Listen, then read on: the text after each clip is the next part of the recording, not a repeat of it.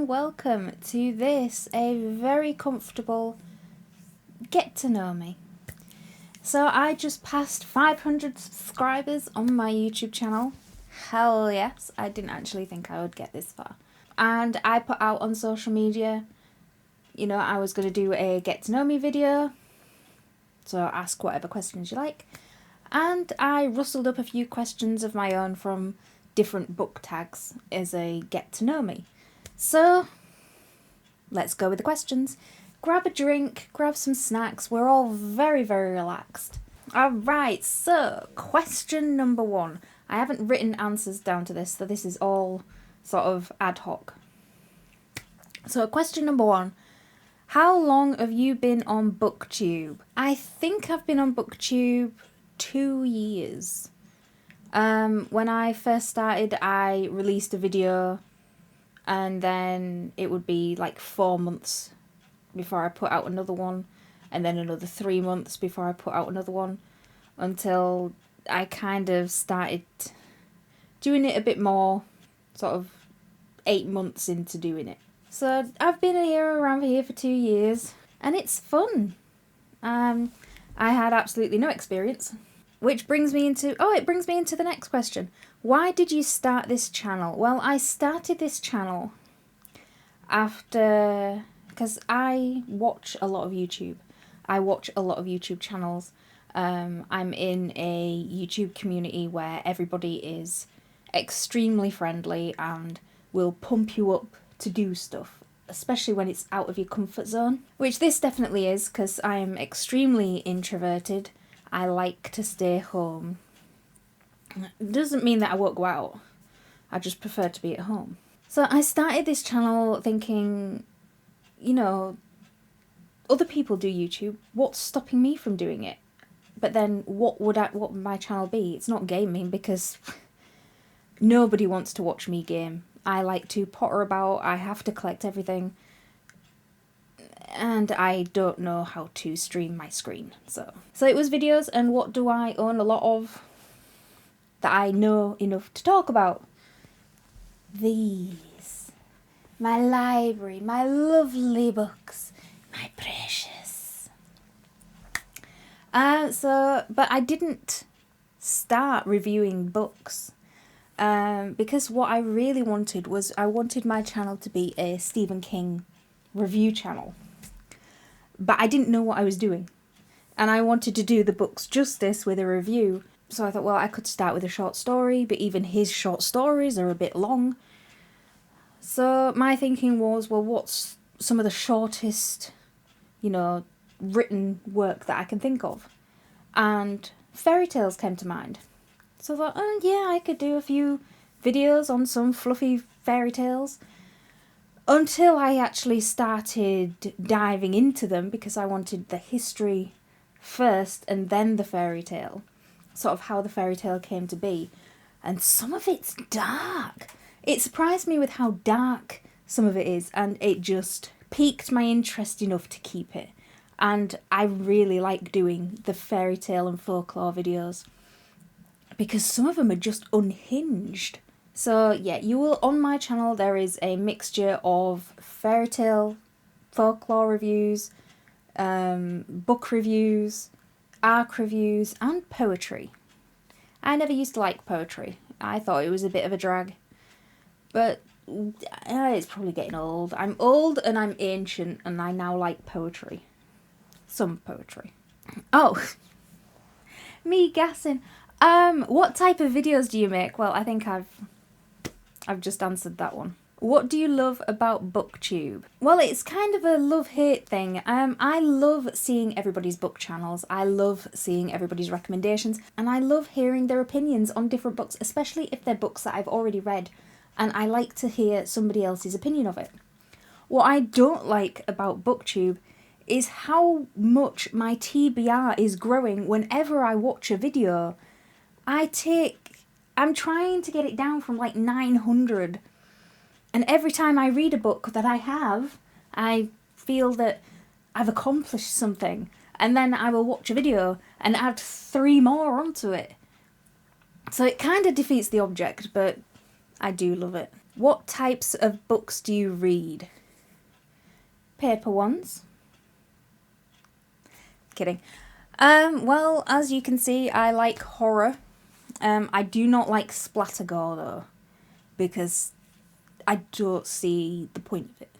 It has to have a story behind it, not just gore for gore's sake. It's the same with horror movies. I can't watch something that is just, how far can we take the gore before, we get our ass spanked. So I do like reading horror. It is my favourite genre. But since starting a booktube channel, it has opened me up to trying different genres. So as I said, I love horror, but I also have found a newfound love for fantasy. And I do like romance, but I have to be in the mood for it. And I really, really love historical fiction. I think of all the genres, there isn't that many that I won't read. I think one of them that I don't like so much is science fiction. I can't get into them. The books that I've read for science fiction have not been good. It's the same with movies. I won't go see a movie if science fiction is where it's going to take me. But then again, I don't mind watching Star Trek. I like watching Star Wars. And that's kind of science fiction-y. But I feel like some of them are more fantasy. It's the, like the aliens, the other worlds. It just doesn't resonate with me. So yeah, horror, anything that isn't that, I think I've covered the genres. I like watching Bridgerton. I like reading Bridgerton. I like reading romance novels. They're cheesy, they're cringy. I love taking the mick out of them. But it's like watching reality TV. You know, once you're there, you just can't stop watching it. You know a car crash is going to happen, but you just can't stop yourself. What do you love reading? Books. I think I've already answered that one. I do love reading horror, especially. I'm a King fan. I can't help myself. Do you ever DNF books? Now, for those of you that don't know, DNF is did not finish.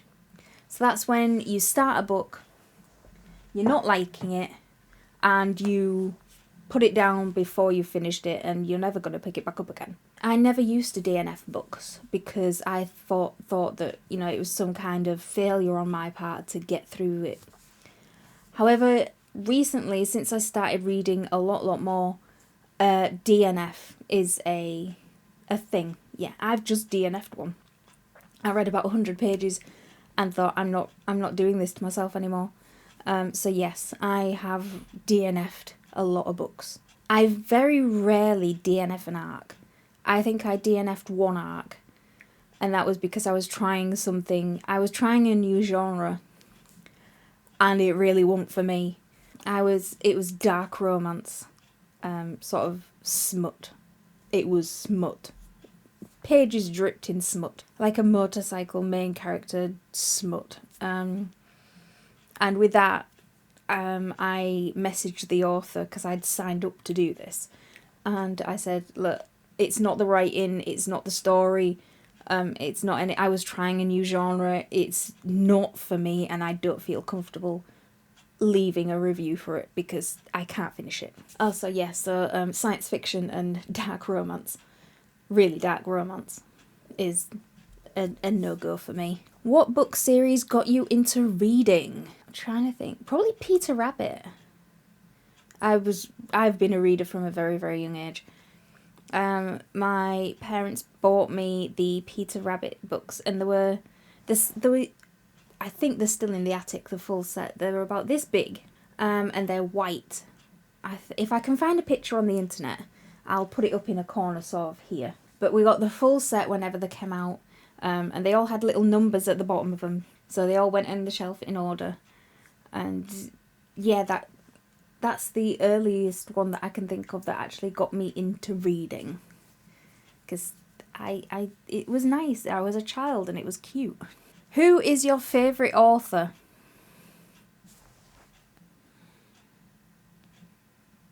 Mr. King. Such a favourite author that I have my full bookshelf.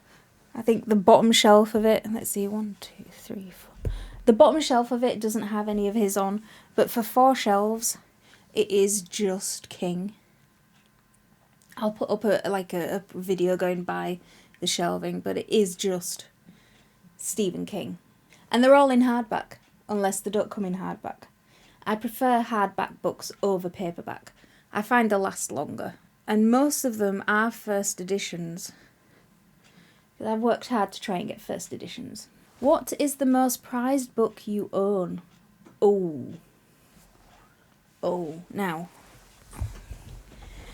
Because not only am I a fan of Stephen King, I am a collector. And the difference being that is I will pay hundreds for a book that is signed, first edition, something.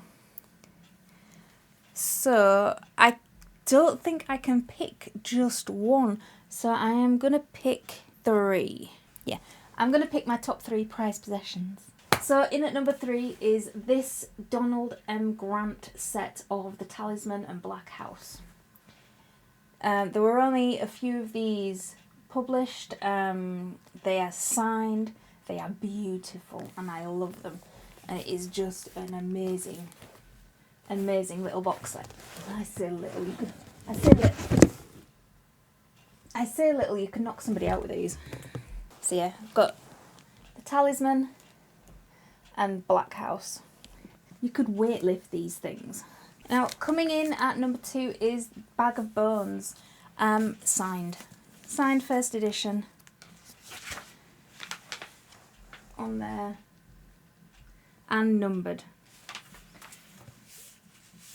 And the reason that this is at number 2 is because it's my favourite King book. Out of all of them he's ever published, short stories, novels, series, Bag of Bones is my favourite because it is the only one that has managed to scare me. For the simple reason is I was on holiday in a log cabin when I started reading this, when I went to bed. And I got so scared that I couldn't sleep until the book was finished. I think I started it 10 o'clock at night and I was still up. I think I went to sleep at about 5. I did try putting it down, but I couldn't sleep. It didn't help that you could hear rustling outside in the bushes outside my window, which didn't help at all. But it is the only book that has managed to scare me, and it gets a pride of place for doing that. But the most prized book I own is this one. It has it's a velvet case on it. I wanted this book since I was 14 and learned of its existence. It was my goal in life to get a copy because they're so rare. And it is 6 stories by Stephen King. It has in short stories from different collections, so I do already have the stories. But there was only, what was it? I will never read this. It will never be read. And there was only 1,100 copies of this made at the time in 1997. And I don't even want to break it. But it is signed, it is numbered, and it is my most prized book possession. So prized, in fact, that I bought it a custom-made case to go with it. Because it is just paperback. There is nothing protecting this thing. And I had it sat in loose bubble wrap on my shelf for about a year. After I bought it, I was very cautious of it. And now it has its own velvet case, and I love it. If there was a fire and I was to save one book, it would be this one. And not just because it could buy me a whole new book. And not just because it can buy me a whole new book collection. What challenges are the hardest with booktube? I think most of the big challenges is editing. I'm self-taught at editing, so I don't really know what I'm doing. And replying to comments. I'm not a great replier at the best of times. I'm not great at messaging anybody back. I'm not great at talking to people. So replying to comments, I do like doing it. It's just I tend to do it in like lump sums. So when somebody comments on my video, I don't immediately comment back because I like to think about my reply, even if my reply is thank you so much for watching. So I do it all in a lump sum in one go, which is probably a little bit quirky, but it's just me. Where do you read? Anywhere. I will read on a train, I will read in my desk chair, I will read in the garden, I will read in bed, just anywhere. Why do you love reading? Well, reading is always an escape. I have quite a vivid imagination. If I don't dream on a night, I don't have a good night's sleep. So I love reading because it really starts them, little brain cells firing, and I experience new worlds, emotions, because I'm not a very emotional person. I say I'm not outwardly emotional. It's all held in and bottled up, which is fantastic. But I love reading because it just unlocks things for me. YouTube channels that you watch other than book channels. I watch a lot of YouTube. I don't really watch TV, I watch YouTube. There are a few channels that I watch which are not book channels. Because I started watching these way before even having my own channel even entered my head. So I like watching any YouTube channels. I like watching gaming channels. I like watching like suspense channels. So there's a channel called Mr. Nightmare. He does sort of Reddit stories, kind of real story, but he does it really, really creepily, which is, I quite like it. It's short, like 15-minute videos, but it's really creepy, and his voice is just eerie. Another one is Bay Area Bugs and that sort of group. They do GTA 5 roleplay videos. Sort of like in 5M, it's kind of like cops and robbers. At the very basic level, it's kind of like cops and robbers. It's quite fun. There's different stories, different scenarios, sort of recurring characters, and their sort of interaction with each other. Sometimes it isn't my type of humour, but then sometimes it's just, it's just gets a giggle. I like watching it. I find it entertaining. But one of the main channels I watch is a gaming channel called Neebs Gaming. If you don't know what it is, check it out. I'm going to link everything that I mention in this video is going to get linked down below. There's going to be so many links, it's going to be like an archaic chain letter. But Neebs Gaming is a gaming channel. It's a group of friends playing games, but sort of not just playing the games, but playing as characters. I really don't know how to describe it other than that. So there's like a group of guys. There's Neebs, Dorelius, Simon, Apstro, Thick. A group of 5 guys, and there's some fantastic editors. They mostly all have their own YouTube channels as well. So Apstro is Johnny Ethco. He does animation. They're very niche. I wouldn't watch them if you get easily offended at anything. But it's a breath of fresh air. But the Neebs Gaming channel, it's just filled with amazing different sort of cinematic series kind of thing. But if you like animation, also check out Dorelius and Associates, which is how they started. They started doing animations. That series is just chock full of fun. and they do all the voice acting and all the animation.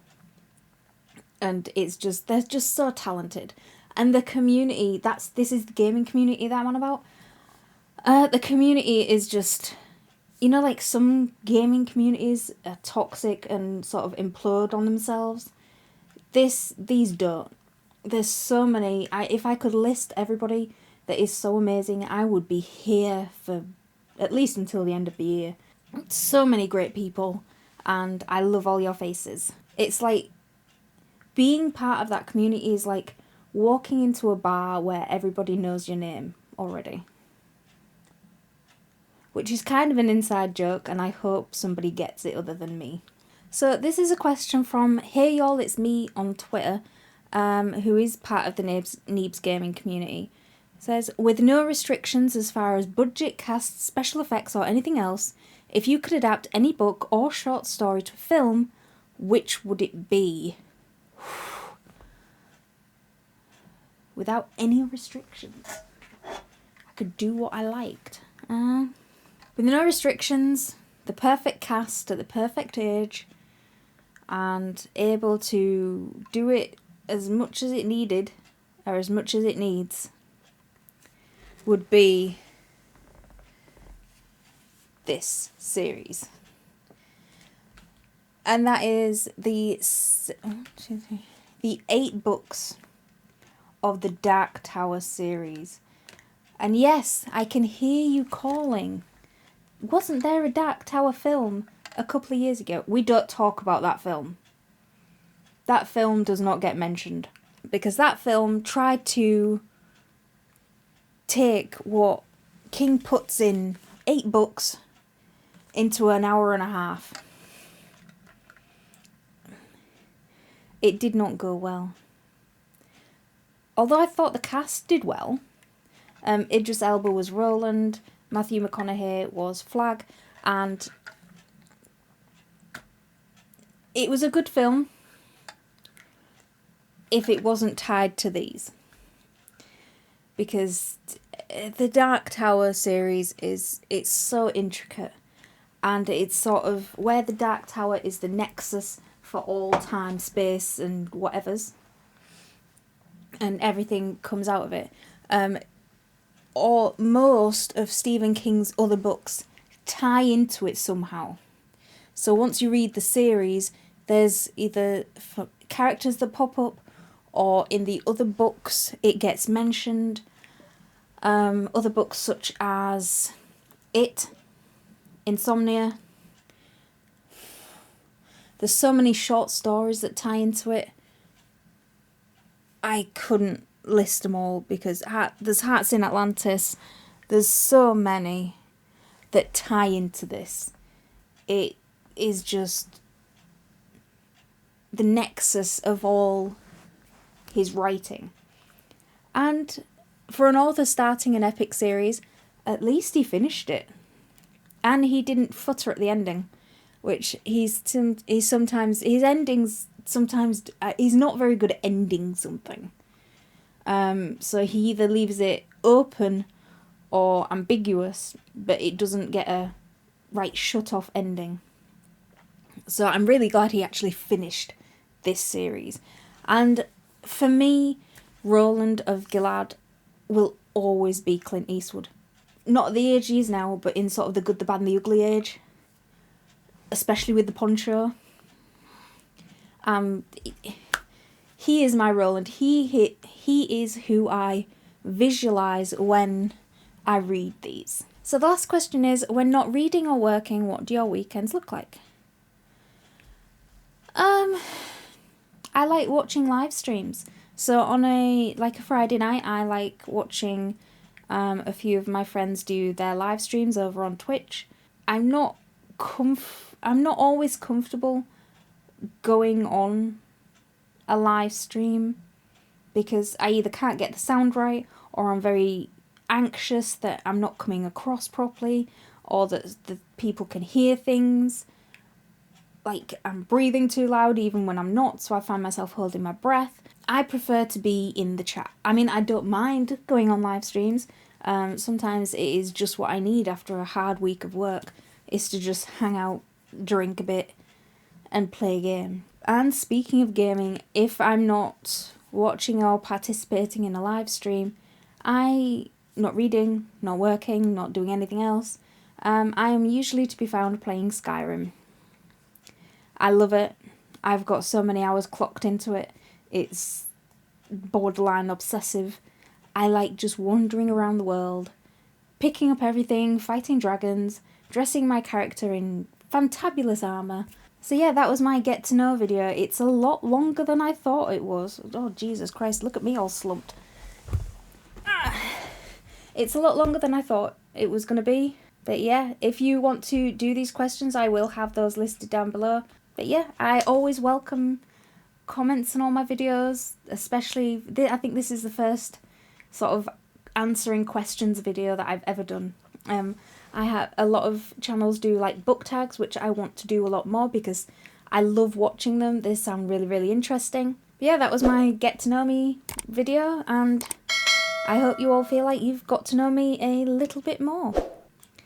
I appreciate everybody who's watching me. I find it really, really weird talking to a camera, and I'm basically talking to myself because there's nobody else in this room. And editing me and hearing my voice played back to me is just, it's still weird.